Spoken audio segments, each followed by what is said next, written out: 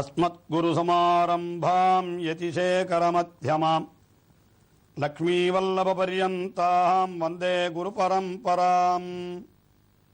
ஆழ்வார்கள் வாழி அருளிச் செயல் வாழி தாழ்வாதுமில் குறவர்தாம் வாழி ஏகழ்வாறுமுய்ய அவர்கள் உரைத்தவைகள் தாம் வாழி செய்யமறை தன்னுடனே சேர்ந்து.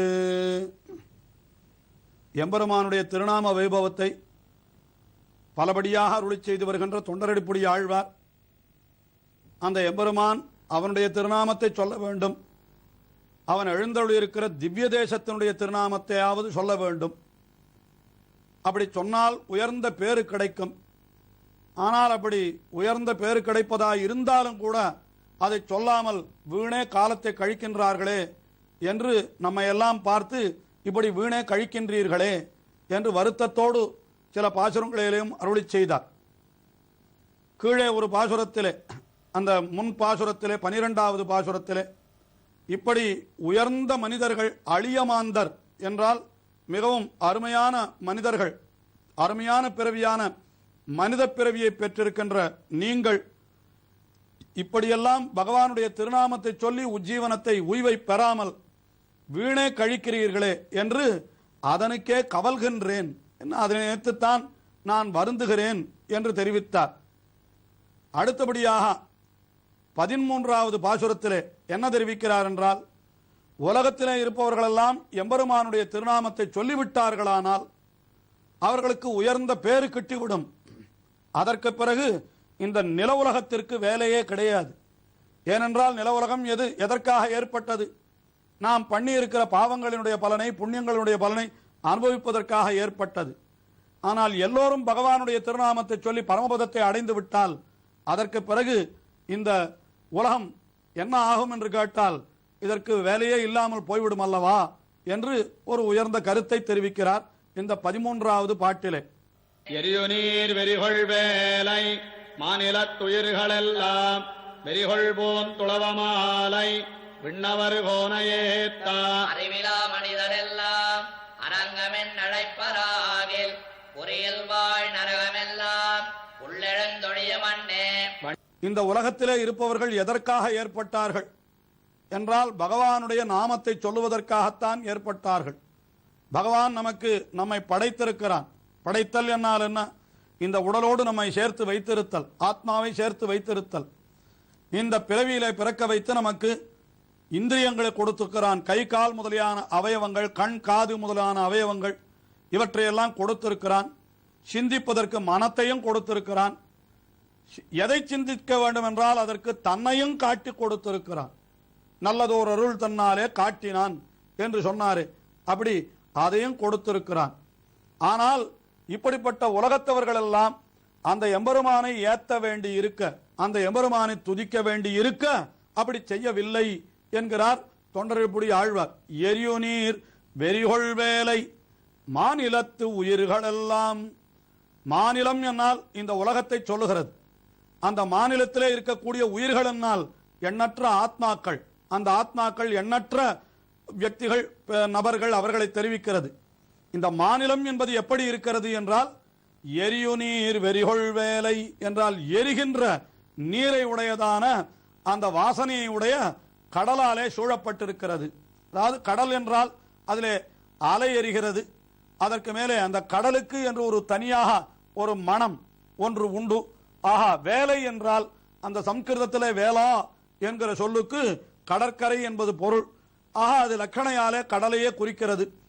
கடலாலே சூழப்பட்ட உலகம் என்பதுதான் பொருள். அதற்கு எரியுநீர் வெறிகொள் வேலை. எரியுநீர் என்றால் எரிகின்ற நீரை உடையதாய், வெறி என்றால் வாசனை, மனம், பரிமளம், அத்தை உடையதாய் வெறிகொள் வேலை.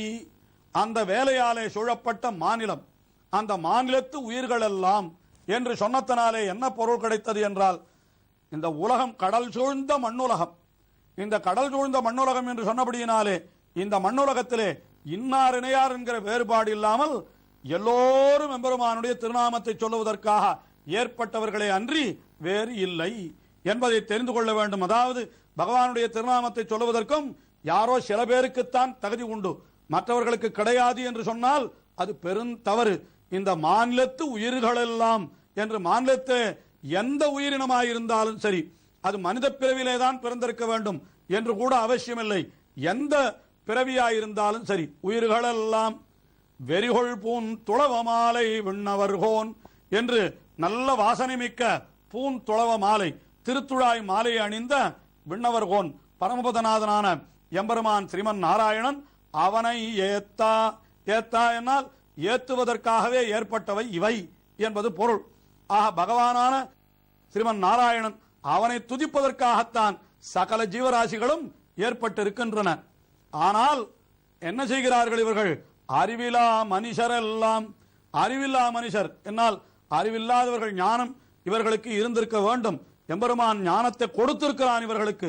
ஆனாலும் அந்த ஞானத்தினுடைய பயனை இவர்கள் கொள்ளாதபடியினாலே இவர்கள் அறிவிலா மனுஷர்கள் தான் என்று.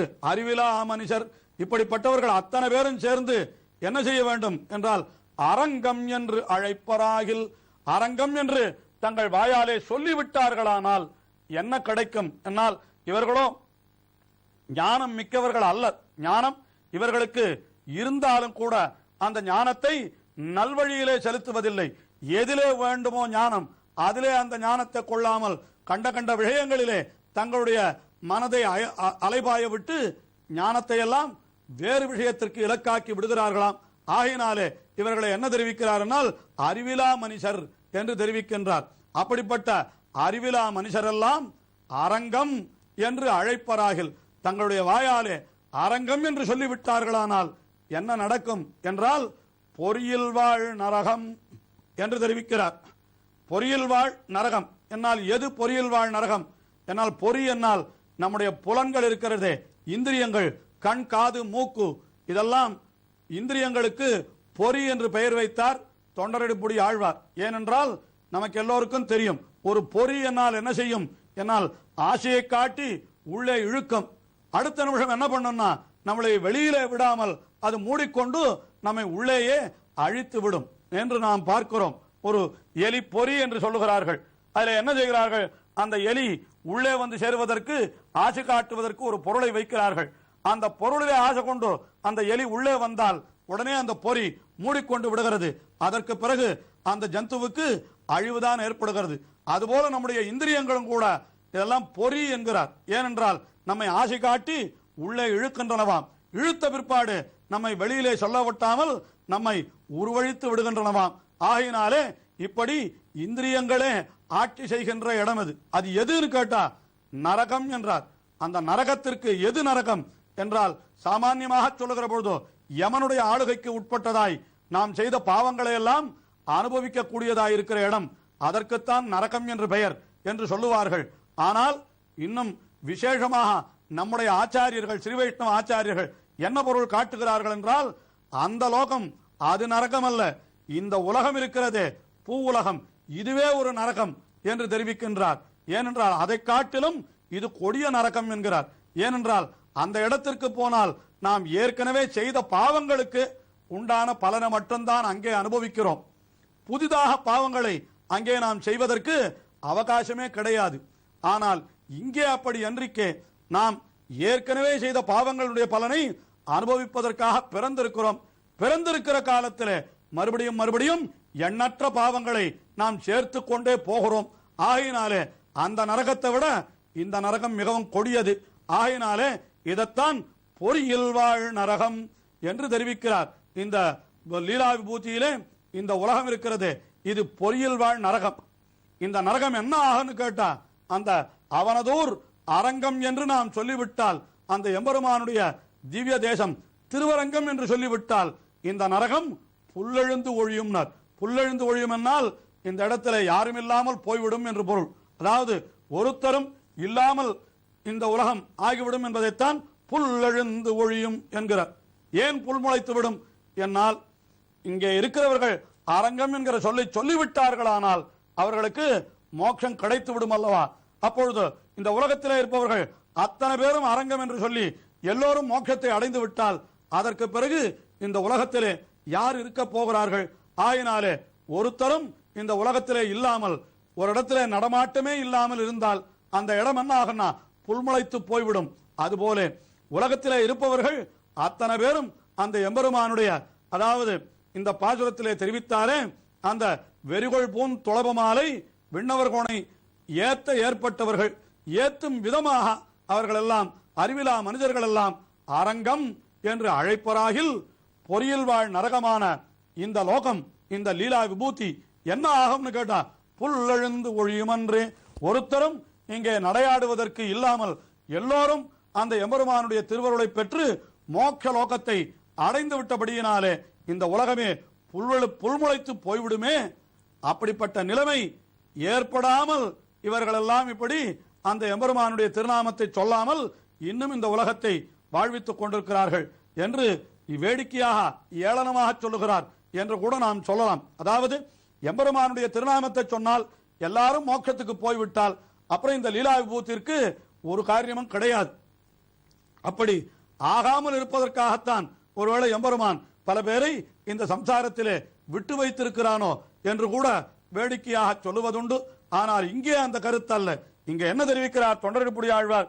எம்பெருமானுடைய திருநாமத்தை சொன்னால் அதற்கு பிறகு இந்த பாப புண்ணியங்களை அனுபவிப்பதற்கு என்று ஏற்பட்ட இந்த லீலா விபூதியோ அல்லது நரகலோகமோ சொர்க்கலோகமோ எதுவுமே வேண்டியதில்லை. எல்லாம், அதாவது லீலா விபூதி அனைத்தும் புல்முளைத்து போய்விடும். ஆஹா, எல்லாரும் மோட்சலோகத்திற்கு போகலாமா இருக்க அதற்கு மிகவும் சுலபமான வழியும் இருக்கிற பொழுதோ அதை செய்யாமல் இப்படி இவர்கள் மிகவும் கஷ்டப்பட்டு கெட்ட வழியிலே செல்லுகிறார்களே, நான் என்ன செய்வேன் என்று தம்முடைய வருத்தத்தை இந்த பாசுரத்திலே வெளியிடுகிறார். இன்னும் அவருடைய அருளிச் செயல் தொடர்கிறது. தொடர்ந்து அனுபவிப்போம்.